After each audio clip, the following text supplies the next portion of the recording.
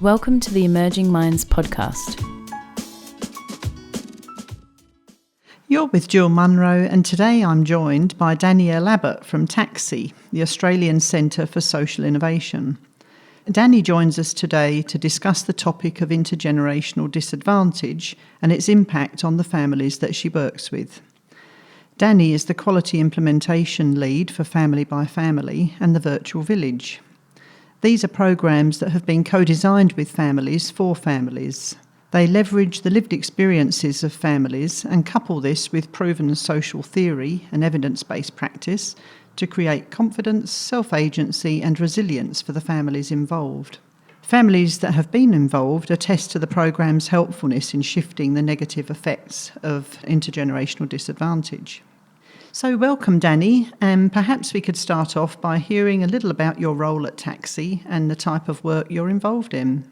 I've worked on and off with TACSI for the last 10 years. Currently I'm working in the role of Quality Implementation Lead for Family by Family and the Virtual Village. And the kinds of projects that I work on at TACSI generally involve families or child protection or community.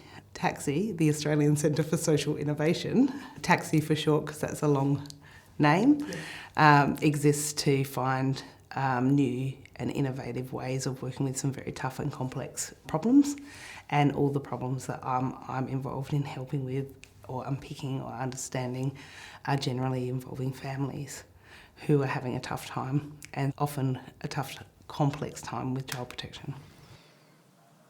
So from your experience of working with many families, can you talk to us a little more about disadvantage and the sort of issues that the families you've worked with faced? So I've worked with families both here in South Australia and in New South Wales, in a place called Mount Druitt. And what I've found is that families face multiple hardships and challenges, and they can often pile up on top of each other. So it might be that you're experiencing homelessness or housing issue or a drug and alcohol issue or domestic violence or a number of those things all at once. It also could just be stress. The one thing that every family we've worked with has in common, despite the presenting problem, is social isolation.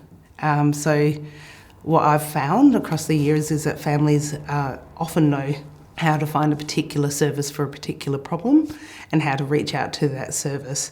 But one of the things that can be quite hard for a family is how do you find a friend and how can you find somebody who can walk alongside you that's not a service. And I think that that's quite a challenge for a lot of the families who we work alongside. That's really interesting. And can you tell me a little about what you have noticed about the impacts of intergenerational disadvantage, both on children's social and emotional well-being and also on parents and parenting? One of the biggest things I've noticed about intergenerational cycles of poverty or disadvantage is that when families reach out for help for a particular problem, that the system is set up to respond in a bit of a cookie cutter kind of way to those problems. So if somebody's presenting with domestic violence, they can access a domestic violence service, homelessness, a homeless service, and those services are set up to respond to the problem rather than the person. And I think that ongoing kind of interactions and often multiple interactions with multiple services that families can have, they can get lost in who they are and actually what would drive them to change something. And that gets repeated in the family. So, for many parents, they've not been shown a particular way of parenting. So they might go to a parenting course or they might go and receive help for a particular problem, and they might be told that they need to work on the attachment with their child, and those lessons can get lost because they've never been shown that themselves. And so then how do you act? So I think one of the things that is really missing is we seem to disseminate information down to families and give them lots of information about great ways to improve on problems, but there is a lack of opportunities for them to learn in context of real life and from each other. With Family by Family, which is a peer-to-peer solution which takes a family who's been through a tough time themselves, but they've come out the other side and they're doing really well now, and it links them to a family who is in the thick of a tough time to help make change. And there's a couple of things that actually really help a family, especially a family who's had intergenerational trauma in that context. One is they meet somebody who can provide an enduring relationship. Often professionals can give so much. They might be holding heavy caseloads. We heard a lot about that when we were originally designing Family by Family. And that often meant that professionals might only give an hour a week to somebody, and that hour is spent addressing the problem that they've presented with. But it lacked the ability to go past that problem and to the person. But that person or that family might also then go and be alone in their experience after that hour session, and not be able to take in or absorb that information. So in Family by Family, they're introduced to another family in their own community who can help role model in context another way of doing family without a dissemination of information overload, because it's live learning in context. And that's really helpful because they can see when another family's kid has a tantrum or when something goes devastatingly wrong, how that family is able to function or guide their way through that or find a solution, and by learning from another family, that's more helpful. So I think that, with trauma, we know that a child's executive functioning can really be hindered. All that stuff that happens in the brain that helps you make a good decision about what to do next. But those children become parents and the executive functioning is still not operating, or it's hyper-aroused and reacting out of the trauma, and often clinical therapeutic models which are aimed to address some of that don't always get through, and that cycle can be repeated. So by providing families ways to actually connect and learn out of that kind of clinical environment can actually really help that adult build those capabilities that are going to help them navigate their way through other challenges when they present. But we know that also that those challenges or toxic stress is often a pile-up of different stresses that have happened across the course of a lifetime and continue to happen for a family. And unless we can help build that family's capabilities to be able to remove those toxic stresses and guide their way forward, that we're going to fail if we're thinking about the next generation. You make a lot of really pertinent points there, Danny, and it sounds like such a great concept, having families supporting other families. So not only does the programme deal with the social isolation aspect that families often experience when experiencing adversity, but it's also a lovely way of helping families to learn skills that they may have missed coming from intergenerational disadvantage. So what would you like practitioners to consider when working with children and parents? What would you like them to think about? I would want people to think about a number of things. Often our services are aimed at either an adult or aimed at working with a child, but rarely do we have opportunities where whole families can work together to create change. And that's something I'm quite passionate about, is what does it mean that that family is operating as a system, and how can you help that system function better together but also in the wider community. The other thing I would want other practitioners to really know about, and what I've heard a lot from families, is actually what does it mean to come from a very personal space when you're working with a family, rather than holding that professional wall. And I think that can be quite tricky. So it is actually one of the advantages of having families at the front line of service delivery, is that they can hold a very different relationship, and one that goes much deeper often than a professional can. But when that family comes into contact with a professional, I think being able to give of yourself and to actually know when to move into the private part of your life and give a little bit of that, if it is what we're also expecting families to give back to us, what it means to use your whole self in that. And I think there are different theories and different ways of looking at that, and I'm very much driven by humanistic theory and also like social pedagogies that would actually talk about like what is the professional hat that you're wearing, which is really vital and important to be able to read a trauma or a presenting behaviour or something, but also what is the personal and the private areas that you move in and out of, and how do you hold that in order to actually have a good relationship that leads to change for a family. And it's not that you're giving everything or overloading a family with information, but you're also acknowledging yourself as a human in that experience. Yes, you're a professional, but yes, you're also human, and you may have experienced adversity as well. So one of the biggest things I hear from families is that they might get a social worker who's fresh out of uni and doesn't have kids and doesn't know what they're talking about because they've always lived in privilege. And for them to understand that actually together we're human and we're holding something together can actually be a catalyst to much bigger change. I think that's really hard for professionals to enter into that space and to hold that space, but I also think it's vital that we acknowledge that we're all broken and that we're all finding our own way through this world any way we know how together to make a relationship that can actually lead to long-term change. Okay, so what you're describing there sounds like a kind of radical authenticity and genuineness.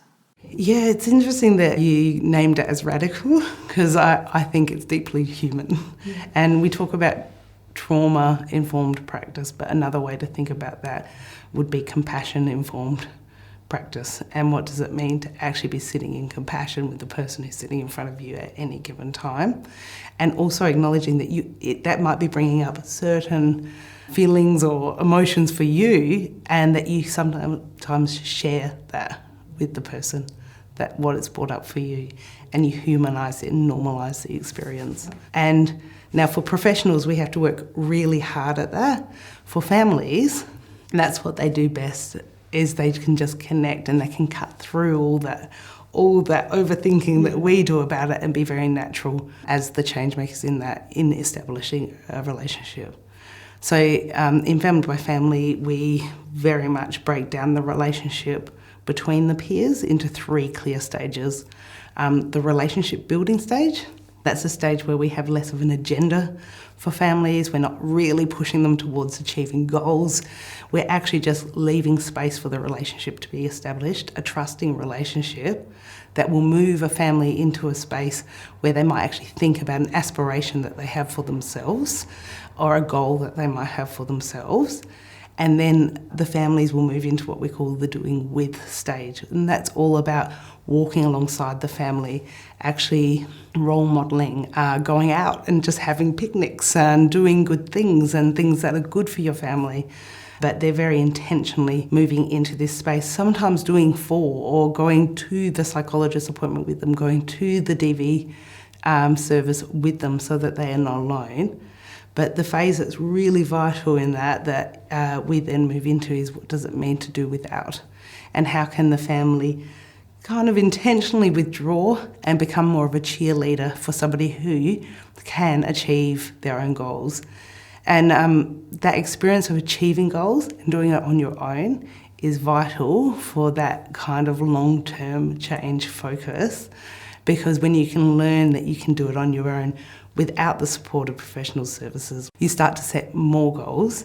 And actually sometimes those goals translate into things that are really great for our economy, like employment or education outcomes. And we start actually seeing this break in the poverty cycles that are happening for families. So for me, it was really exciting the other day to walk into a shop on Rundle Mall and actually bump into one of the children of the families I worked with 10 years ago, who's now grown up and got employed and is working and contributing back to society. And we're actually starting to see those generational effects take place. I might just tell you the story of one of the ladies that we worked with in the prototype of Family by Family. And when we first met her, she was experiencing domestic and family violence. She was living in a housing house, and everything she'd always been told was that her family would always be down and out. She felt stuck there. And she had dropped out of high school in year 10, as had her siblings and her parents. She was a grandmother at 30. So she was a teen mum, then her children became teen mums. And she came into Family by Family and she started getting really interested in this kind of community work. And so she decided to enrol in uni, and she actually got a degree in psychology. And through her doing that, her kids then all decided to go to uni. And so she has a child who's studying teaching and somebody who's studying sports, and now she's bought her own house and she's actually working in this sector as a professional in her own right. And she says, I have broken the intergenerational cycle. And so when we talk about breaking intergenerational cycles, I think we often think really long term, and we need to, but actually here we're seeing it happen within 8 years. Somebody's saying I can do this within 8 years as well, and I think that's the power of helping somebody lift their sights and see more for this world, and for us to actually look at a person instead of a woman who was in housing and domestic violence as a problem to be solved, as a person who could actually have much higher aspirations for their life. And how can we see that in them and help them get there? Can you talk a little more about that, how you work from a strengths perspective? I think that there's like a few kind of key magic ingredients in working in a strengths-based way, because of course identifying somebody's strengths who's lived in trauma for a long time can be quite confronting for a person as well. If they've never experienced somebody seeing good things in them, that can actually hinder the relationship. So there's a gentleness that comes to growing somebody's strength. I think one of the keys to working in this way is not forcing somebody into a moment. So it's key that services are voluntary, I think, or that the way we're working is voluntary, and that people opt in to changing something. At first, that change might be really small, and we see it grow over time, and we can grow with that person. So I think the voluntary nature of saying, the fact that people can have self-agency and self-determination and can choose the changes that they think are important for them, rather than coming to a service and having somebody say, this is what we think you need to work on at any given time. You know, to keep your kids, you have to follow our case plan. Well, that case plan might have a real clear goal for that family. I don't want to lose my kids, but it doesn't get to the person and what the aspirations that that person might have for their family is. And so what we're trying to do is open up a platform to say, hey, you know, families have their own aspirations. And what I've found over time is that those aspirations aren't actually that different to the aspirations that the service sector might want for them, but we're getting them there in a different way. So there was one lady that I worked with, where I learnt this lesson the most in my own career. This one woman that I was working with, and I know she wouldn't mind me sharing this story because she tells it quite proudly. And I met her in a shopping mall out north. We had a pop-up store for Family by Family, and she walked up to me and she said, can you help me get child protection off my back? I was like, oh, I don't know, but hey, how about we give it a go? And I called her worker, and actually they were in court that week to have 4 children removed.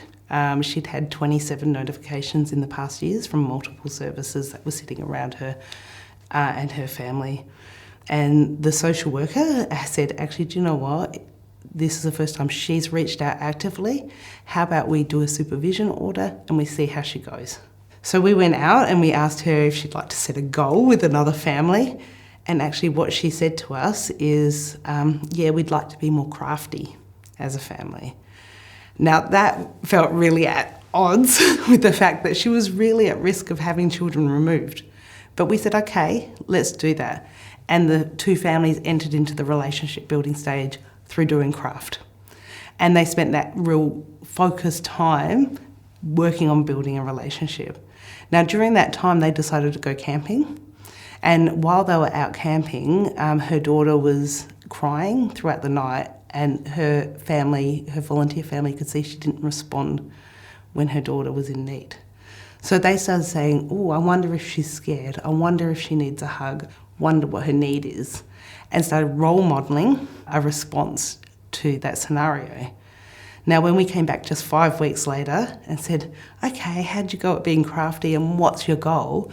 She said, I don't think that's my real goal. I think my goal is I need to learn how to love my children.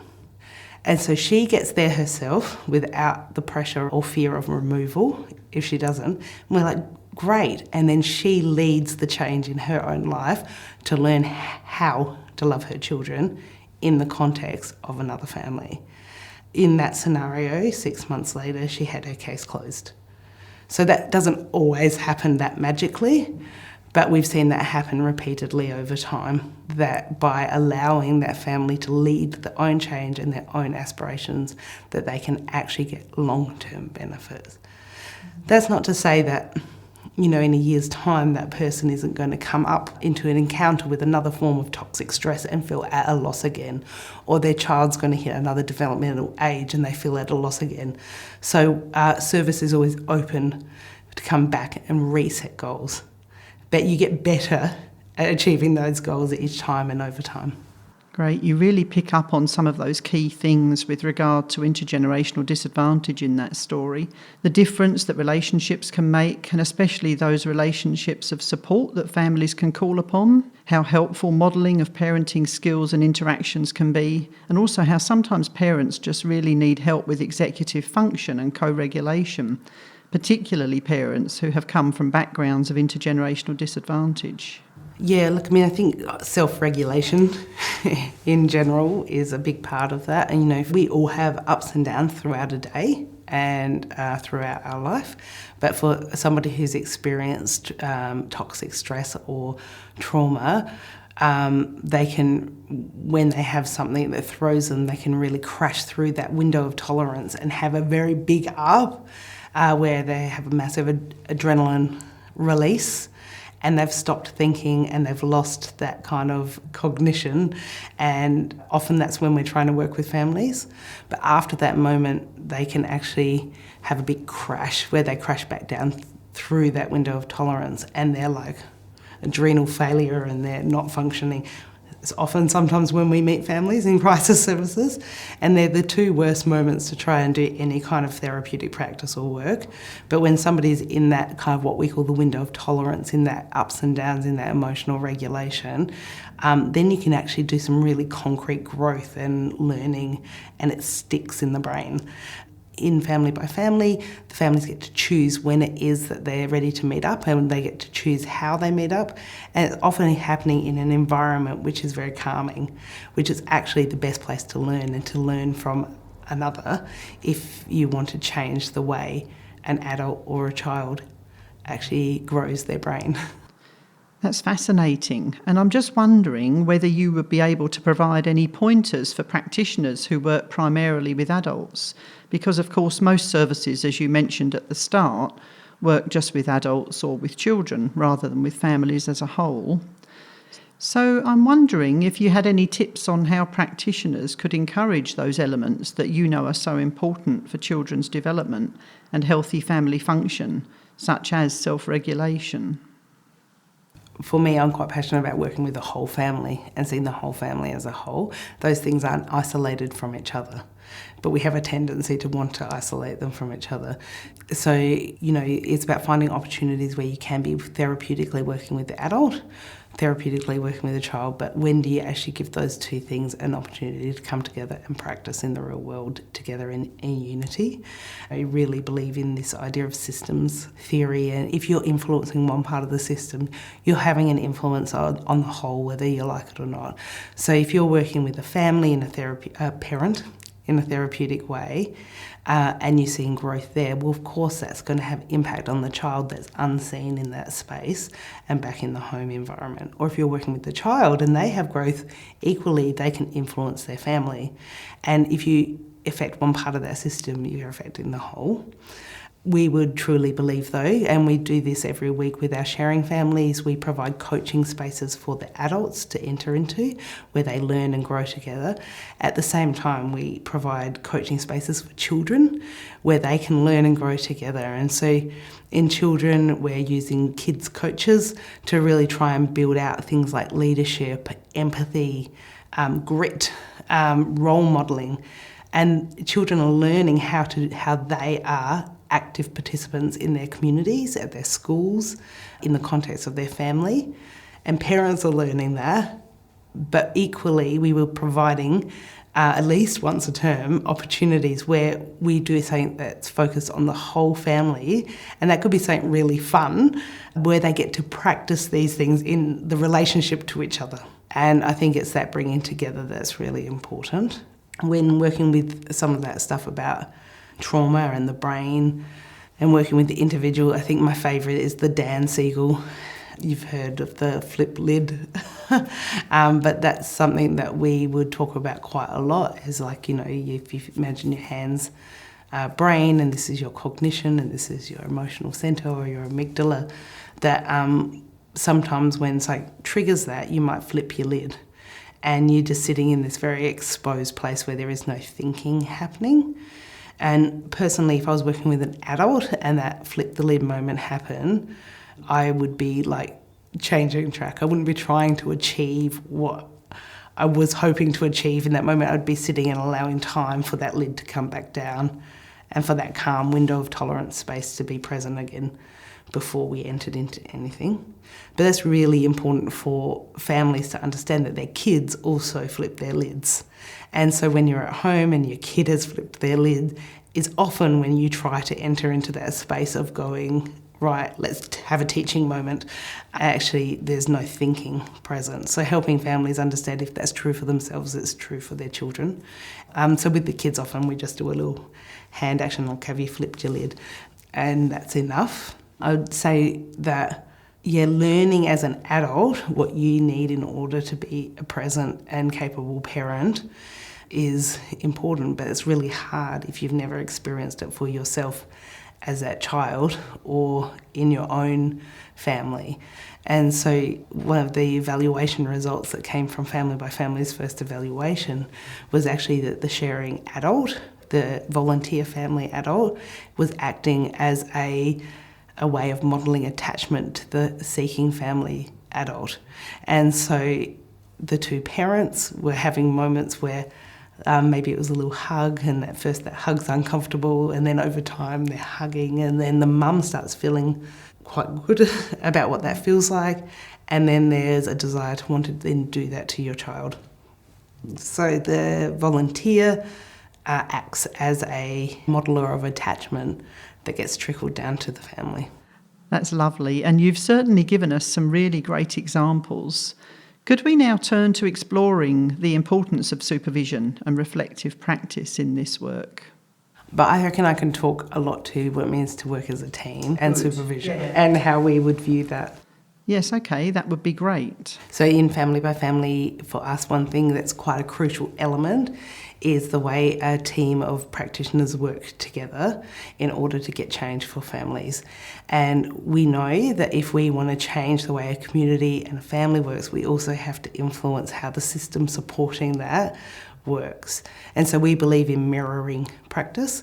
And so in the same way that our volunteers get coached and they come to a team coaching session, our practitioners once a week enter into a team supervision session and a team coaching session where they're able to actually talk about what's been tough for them, whether that be personal or whether that's in their work, and where they can talk about some of the challenges of the families they're facing. And there's a couple of elements to that which are really key. One is the team is interdisciplinary. So you have practitioners who might come from a mental health background or from a social work background or a teaching background or a life coaching background, and they can all look at the problem in a different way. So it's really interesting when you see this happen. You have the social worker saying, I've got a child and they have attachment issues, and then the mental health worker saying, looks a bit like borderline personality to me, and the life coach is saying that family's just having a tough time and needs to go forward. And together you can put a different lens onto the problem of the family, but also onto your own professional growth. And that's really, really key. The other thing that's key is actually accepting that professionals that support this kind of very hard work are human and also need to find a space where their own vulnerability can be held and shared, and together can come up with solutions and their own goals and work towards their own change. And I think that can be quite a confronting practice as well, because what it does is it actually shows that actually we're all vulnerable here. And what does it mean to support each other in that vulnerability? So what we've seen, though, is that actually reduces vicarious trauma. It actually, instead of holding on to all these stories that you've heard as a practitioner, plus you've got what's happening in your own life and this fear of not wanting to open the floodgates, is you give a place for that to be okay and to be held by the team so that they can then go back out and be present for families. So actually one system affects the next system in the same way that the adult relationship affects the child. The practitioners sitting around that, if they are given the right supports and the right supervision, influence the trauma of the family. So the last thing we want is a traumatised system interfacing with a traumatised family. And I think for a lot of people who have very high caseloads and who are hearing very big and constant stories, that vicarious trauma can be so present. So unless we find a way to address that at the same time, so that we can actually all come together and be helpful help to the people who need it the most, we're failing. So it's an important part of the family by family practice to actually find a place for that vulnerability in order to be more helpful to families. Right, and that's the type of support that's behind that radical authenticity, as I like to call it. So you've got that support in your supervision practices where practitioners are encouraged to bring their whole selves in order to be able to bring their full presence to the families they work with. And there's nothing worse than, having been through your own experience with your own family. Maybe you have a child with a disability and you've been up all night the whole week dealing with the crisis that has brought into your own life and trying to negotiate your own services around your family, and then rocking up to work and then having to negotiate the services around another family. But there's no place to admit that I've been through this, because you're putting on this professional kind of mask of, I'm here for you, it's all about you. When in actual fact, what would help that family the most is for you to be honest with them and say, hey, I've had a tough week with my kid, this is what's going on. Then the family's like, oh my God, I get it. And then now you've entered into a relationship, and you go, okay, how are we going to get through this together? And it's a much more equalising practice, and it's a human way of saying, it's okay, you're just another family just like me.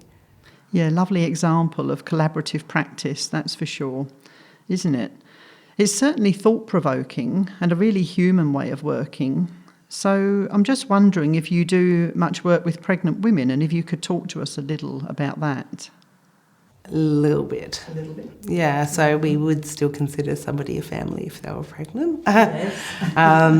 Yes. So we have had, yes, obviously the families we're working with are always growing. Yes. But we're not necessarily focused on that, although we have had families actually in the birthing suite with other families. We've had, so people are sharing their own experiences of everything from birth all the way through.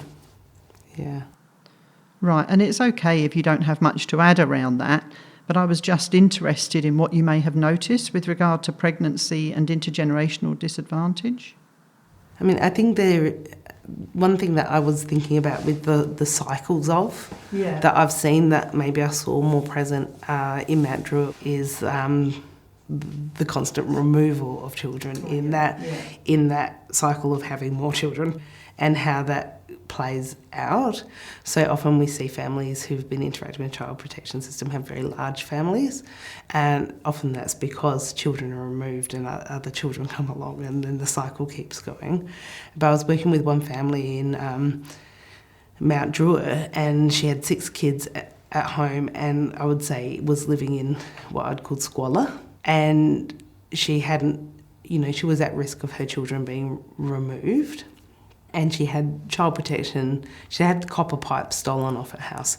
So she had child protection asking her to get the water, at very least, back into the family property so that it was safe for the children to be there. She had the school saying, you have to be here to pick up your kids on time, otherwise we're going to be reporting you to Child Protection, right? So all these things are happening around her. She organised to get the guy to come around and fix the pipes, but he could only fit her in for the time slot of 3 o'clock when she also had to be at the school, right? So you've got different expectations coming from different systems around the family. And unfortunately, those children were removed, all 6 of them. But then what I saw in that woman is those 6 children got spread out across New South Wales to different homes. At the same time that happened, she lost her parenting payment and went on to a New Start allowance, which meant she also had to look for work and a certain number of works in order to get her payment. And now she had a different kind of request from Child Protection, was that you need to start showing up to Access if you want to get your kids back. With that loss of that parenting payment and not being able to get across New South Wales, so you can just start seeing how all the different systems pile up around a family and they're not all necessarily working with that family. Often, women who are in that situation will have another child, because also when you have a child, you're full of endorphins and loveliness, and for somebody who's experienced a lot of trauma, that could be the first time in your lifetime when you feel good about yourself. And so I just really feel like often we're geared to respond to that crisis end when it's almost like a little bit too late to try and help a family. And I have a strong passion about what does it mean to do early intervention and early prevention. And by that, I don't just mean early in the child's life or in pregnancy. I mean before the problems become a problem. And I think that families told us really strongly that they were often not meeting the criteria for the service that they thought that they needed. And what does it mean if a family's saying they need help, to be able to help them with what it is that they need at the time that they need it before it becomes toxic stress. And sometimes I think that perception is that you're working with the easier families.